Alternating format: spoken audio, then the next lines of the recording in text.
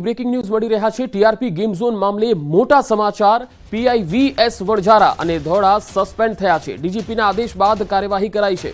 ડીજીપીએ 2 પીઆઈને suspend કરવાના આદેશ કર્યા। 2021માં રાજકોટમાં તેઓ ફરજ બજાવતા હતા। એસઆઈટીની તપાસ બાદ આ એક મોટી કાર્યવાહી કરવામાં આવી છે। તો ટીઆરપી ગેમ ઝોન મામલે મોટા સમાચાર।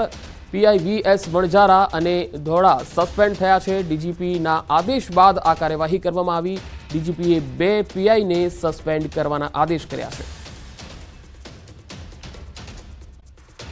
अन्य समाचार पर नजर। केंद्रीय गृहमंत्री अमित शाह गुजरात आवशे। 6 जुलाईए अमित शाह गुजरात આવી રહ્યા છે। સહકારથી સમૃદ્ધિ કાર્યક્રમમાં ઉપસ્થિતિ નોંધાવશે।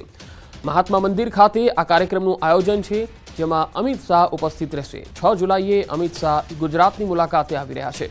ગાંધીનગર ખાતે મહાત્મા મંદિરમાં સહકારથી સમૃદ્ધિ કાર્યક્રમનું આયોજન કરાયું છે, જેમાં તેઓ ઉપસ્થિત રહેશે।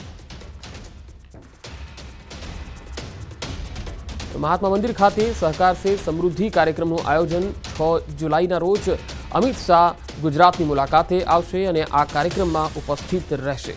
केंद्रीय गृहमंत्री गुजरात की मुलाकाते आवी रह्या छे।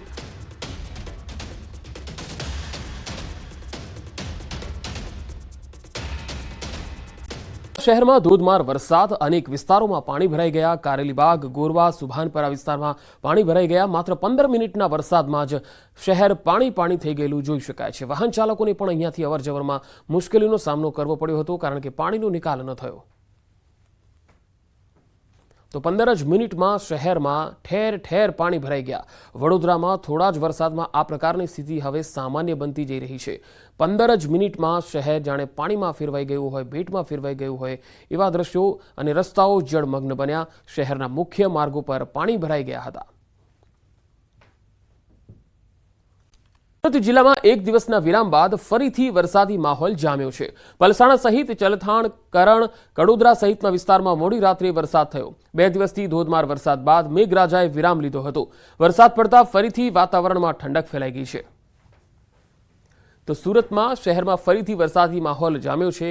રાતથી જ વરસાદ પડી રહ્યો છે। તો કેટલાક વિસ્તાર જે ગ્રામ્ય વિસ્તારો છે, પલસાણા, ચલથાણ, કરણ, કડોદરા, આ વિસ્તારોમાં 2 દિવસના વિરામ બાદ ફરી એકવાર વરસાદી માહોલ જામ્યો છે। તો સુરતના પલસાણામાં વરસાદને કારણે ગામ લોકો પ્રભાવિત બન્યા। પલસાણાનું બલેશ્વર ગામ બેટમાં ફેરવાઈ ગયું। આ તસવીરો જુઓ। બલેશ્વર ગામથી આ તસવીર આવી રહી છે। 32 ગંગા ખાડી 2 કાંઠે થતા બલેશ્વરમાં પાણી ઘૂસી ગયા। 32 ગંગા ખાડીના પાણી ફરી વળતા ગ્રામજનોને સ્થળાંતર કરવાની ફરજ પડી। પુલ પરથી પાણી વહી રહ્યા છે। તંત્રએ બેરિકેડ મૂકી પુલ અને રસ્તાઓ બંધ કરવાની ફરજ પડી છે। કડોદરા, બલેશ્વર અને આસપાસના ગામડા સંપર્ક વિહોણા થયા। સુરત જિલ્લામાં ગ્રામ્ય વિસ્તારોમાં અવિરત 3 દિવસથી વરસાદ પડી રહ્યો છે, ધોધમાર, જેને પગલે દ્રશ્યમ બતાવવાના પ્રયાસ કરીશ કે સુરત જિલ્લાના પલસાણા તાલુકાના બલેશ્વર ગામે જે બલેશ્વર ગામના દ્રશ્યો તમે આકાશી નજારો જોવા મળી રહ્યો છે કે બલેશ્વર ગામે જે 32 ગંગા ખાડી પર જે ખાડીપુરની સ્થિતિને લઈને સામે પાર રહેતા 40 જેટલા પરિવારો પણ હાલ સંપર્ક વિહોણા થવા પામ્યા છે। હાલ તો ખાસ કરીને અહીં કોઈ પણ જાતના વહીવટી તંત્ર દ્વારા પણ કોઈ પણ મદદ પણ મળવા નથી પામી। ક્યાંક ને ક્યાંક મામલતદાર તો તાલુકા વિકાસ અધિકારી પણ આ ઘટના સ્થળે જે પાણી ભરાયા છે એ પરિવારોની મુલાકાત પણ લીધી નથી। અને ખાસ કરીને આ દર ચોમાસાની અંદર આ જે 32 ગંગા ખાડી ને કિનારે આવેલું આ જે બલેશ્વર ગામ છે એ વર્ષની આજે ચોમાસાની સિઝનની અંદર 5 થી 7 વખત આ સ્થિતિનું નિર્માણ થવા પામે છે। ખાસ કરીને આ જે ખાડીનો બ્રિજ છે એ લો લેવલ બ્રિજ ડૂબી જવાથી અને ખાડીપુરના કારણે આ પાણી જે વરસાદી પાણી છે એ 5 થી 7 દિવસ સુધી આ જગ્યાઓ પર ભરાયેલા રહે છે, જેને લઈને રોગચાળાની પણ ભીતિઓ સેવાઈ રહી છે। સ્થાનિકોના મત મુજબ હાલ જે ઇન્ડસ્ટ્રીયલ દબાણ છે એના કારણસર ખાડી 2 ફૂટ થતાં પાણી જતું નથી અને બેક રહે પાણી આ ગામની અંદર યથાવત રહેતા ગામજનોની સ્થિતિ હાલ કફોડી થવા પામી છે। કેમેરામેન ભરત બ્રહ્મભટ્ટ સાથે કેતન પટેલ, ન્યૂઝ 18 ગુજરાતી, બલેશ્વર, સુરત। શરૂઆતમાં જ ભારે વરસાદે બનાસકાંઠામાં તારાજી સર્જી। ખેતરો પાણીમાં ગરકાવ થઈ ગયા। ખેતરોમાં જળબંબાકારની સ્થિતિના આ દ્રશ્યો છે બનાસકાંઠા પંથકના. બનાસકાંઠામાં ચોમાસાની શરૂઆતમાં જ વિનાશ વેરી આવ્યો છે. ખેતરો જાણે કે ડેમ બની ગયા હોય એવા દ્રશ્યો સામે આવ્યા. ખેતરોને પાણીએ બાનમાં લીધા હોય એમ 2-2 ફૂટ સુધી પાણી ભરાઈ ગયા. વાવણી કરેલા પાક પાણીમાં ગરકાવ થઈ ગયો. શરૂઆતમાં સારો વરસાદ થતાં ખુશીથી ખેડૂતોએ વાવેતર કર્યું, પણ એ જ વરસાદ આફત બનીને ત્રાટક્યો. ધોધમાર વરસાદ પડતા ખેતરો બેટમાં ફેરવાઈ ગયા. જળબંબાકારની સ્થિતિ સર્જાતા મગફળી, બાજરી સહિતનું વાવેતર નિષ્ફળ જાય એવી ભીતિ છે. બનાસકાંઠાના લાખણીમાં તો આબ ફાટ્યા જેવી સ્થિતિ છે. 11 ઇંચ વરસાદ ખાબકતા ખેતરોમાં તારાજી સર્જાય. કુડા, મોરાલ, દેતાલ, ડુવા ગામમાં મોટાભાગના ખેતરોમાં ધોવાણ થયું. કુડા ગામમાં રસ્તા ધોવાઈ જતા ગ્રામજનો મુશ્કેલીમાં મુકાયા. મોરાલ ગામમાં ખેતરોમાં વસતા ખેડૂત પરિવારોની સ્થિતિ કફોડી બની ગઈ. રસ્તા પર પાણીનું સામ્રાજ્ય છવાતા લોકોને અવરજવર કરવામાં પણ ભારે હાલાકીનો સામનો કરવો પડ્યો. લોકો અવરજવર માટે ટ્રેક્ટરનો સહારો લેવા મજબૂર બન્યા. શાળાએ જતા બાળકોને પણ મુશળધાર મુશ્કેલીનો સામનો કરવો પડ્યો. બાળકોને ટ્રેક્ટરથી બેસાડી શાળા સુધી મૂકવા જવાની ફરજ પડી. બનાસકાંઠા જિલ્લામાં 20,000થી વધુ હેક્ટરમાં મગફળીનું વાવેતર કરવામાં આવ્યું હતું, પરંતુ ધોધમાર વરસાદને કારણે પાકને નુકસાન થયું છે. માત્ર ખેતરો જ નહીં, પરંતુ રોડ રસ્તા પણ વરસાદની ચપેટે ચડ્યા. થરાદના રાહ નજીક કેનાલનો સર્વિસ રોડ ધોવાઈ ગયો. વરસાદમાં સુજલામ સુફલામ કેનાલનો સર્વિસ રોડ ધોવાઈ જતા અહીંથી પસાર થતા સ્થાનિકોને ભારે હાલાકીનો સામનો કરવો પડ્યો. મહત્વનું છે કે 50થી વધુ ખેડૂતો પરિવારો સર્વિસ રોડ પરથી થાય છે પસાર, જેથી તેઓએ સર્વિસ રોડનું તાત્કાલિક સમારકામ થાય એવી માંગ થાય છે. બનાસકાંઠામાં લાખણી પંથકમાં ભારે વરસાદ બાદ તબાહીના દ્રશ્યો જોવા મળ્યા. મામલતદાર કચેરીની કમ્પાઉન્ડની 6 ફૂટ ઊંચી તોતિંગ દિવાલ ધરાશાયી થઈ. દિવાલની નજીકના વીજ પોલ પર પડવાના કારણે વીજ પોલ નમી ગયા હતા. વીજ પોલ નમી જતા વીજળીના તાર તૂટ્યા. વીજ પુરવઠો બંધ હોવાથી મોટી જાનહાનિ ટળી હતી. લાખણી પંથકમાં 11 ઇંચ વરસાદ બાદ સર્જાઈ હતી જળબંબાકારની સ્થિતિ. જિલ્લાના શામળાજી પાસે વરસાદ બાદ મેશ્વો નદીમાં નવા નીરની આવક થઈ. ઉપરવાસમાં વરસાદી સિઝનમાં પહેલીવાર નદીમાં પાણીની આવક થઈ. મેશ્વો નદી 2 કાંઠે થતા જળાશયોમાં પાણીની આવક વધી છે. તો મેશ્વો નદી 2 કાંઠે થઈ રહી છે અને તેના કારણે જળાશયોમાં નવા નીરની આવક થઈ છે. મેશ્વો નદીમાં પણ નવા નીરની આવક જોઈ શકાય છે. વરસાદી સિઝનમાં પહેલીવાર નદીમાં પાણીની આવક થઈ છે.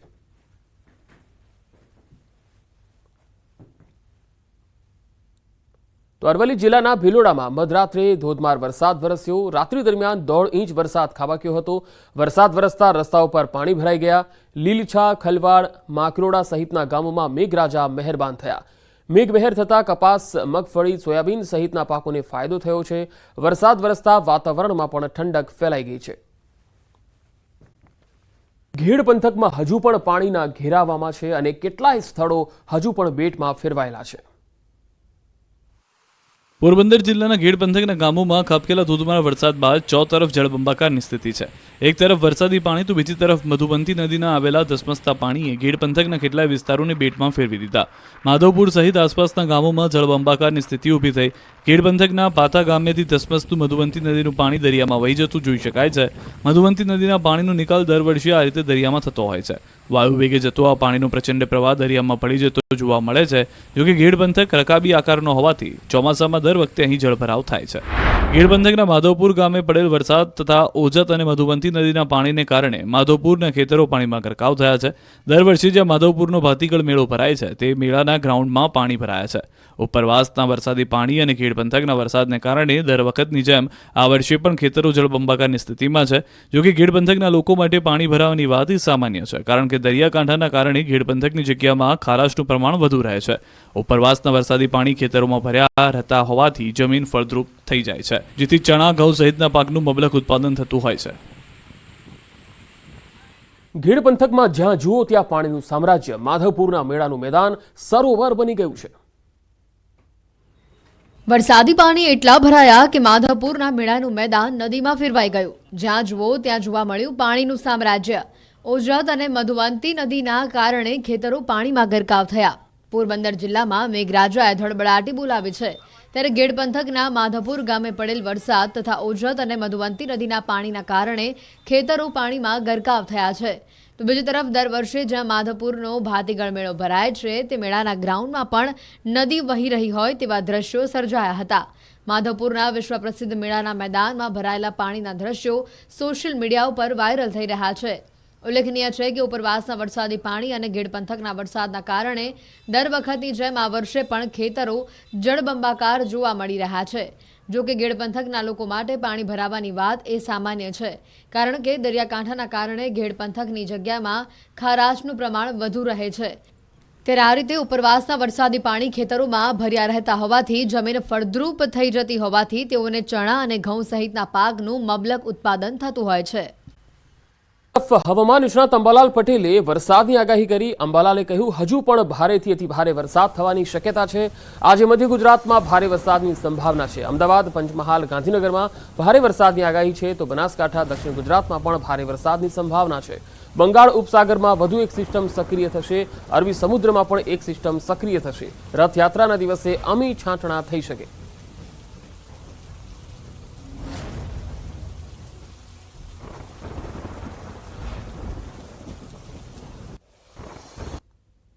તારીખ 6 થી અને 7મી આસપાસ લગભગ મધ્ય ગુજરાતના કેટલાક ભાગોમાં, અમદાવાદના ભાગો અને અન્ય ભાગોમાં વરસાદ થવાની શક્યતા રહેશે। અમદાવાદના ભાગમાં ભારેથી અતિભારે વરસાદ થવાની શક્યતા રહેશે। આ ઉપરાંત પંચમહાલના ભાગોમાં પણ ભારેથી અતિભારે વરસાદ થવાની શક્યતા રહેવાની છે। આગામી 5 દિવસ રાજ્યમાં વરસશે હળવાથી ભારે વરસાદ। સૌરાષ્ટ્રના જિલ્લાઓમાં વરસાદની છે આગાહી। રાજ્યમાં હાલ વરસાદી વાતાવરણ જામ્યું છે। સૌરાષ્ટ્રમાં અને દક્ષિણ ગુજરાતમાં ભારેથી અતિભારે વરસાદ પડ્યા બાદ હવે ઉત્તર ગુજરાતનો વારો હોય તેમ લાગી રહ્યું છે। હાલ ઉત્તર ગુજરાત પર એક સાયક્લોનિક સર્ક્યુલેશન બનેલું છે, જેના કારણે રાજ્યના અલગ અલગ જિલ્લાઓમાં ભારે વરસાદ પડવાની શક્યતા છે। આગામી 5 દિવસ રાજ્યમાં હળવાથી મધ્યમ વરસાદની હવામાન વિભાગે આગાહી કરી છે। આવતીકાલે રાજ્યમાં ભારે વરસાદ ખાબકી શકે છે। સુરેન્દ્રનગર, રાજકોટ, અમરેલી, ભાવનગર, બોટાદમાં ભારે વરસાદ હવામાન વિભાગે આગાહી કરી છે। हैवी रेनफॉल की वार्निंग है वो डिस्ट्रिक्ट है सूरत, नवसारी, वलसाड़, दमन और दादरा नगर हवेली, और साथ में येलो अलर्ट जारी है। और डे 3 की बात करेंगे तो डे 3 के लिए जो डिस्ट्रिक्ट है जहां पर हैवी रेनफॉल की वार्निंग है वो डिस्ट्रिक्ट है नवसारी, वलसाड़, दमन और दादरा नगर हवेली।